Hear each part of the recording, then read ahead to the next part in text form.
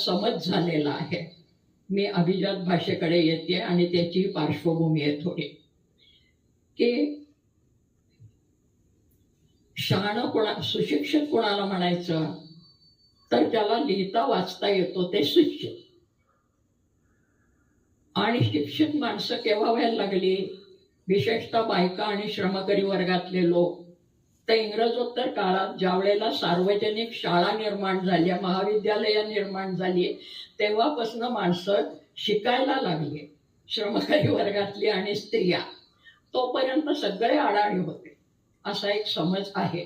आजही जर कोणी शाळेत बेळेत जात नसतील आणि विशेषतः बायका शिकलेल्या नसतील, औपचारिक शिक्षण घेतलेल्या नसतील, तर अडाणी आहेत असं म्हणतात. लोकसंस्कृतीमधल्या ओव्या ज्या वेळेला मी जात्यावरच्या सांगते किंवा आमचे पुरुष सहकारी ज्या वेळेला लिहितात त्याबद्दल, त्यावेळेस ते म्हणतात ते अडाणी असून सुद्धा त्यांनी इतकं चांगलं लिहिलं. त्यावेळेस मला त्या अडाणी म्हणणाऱ्यांच्या अडाणीपणांचा फार राग येतो.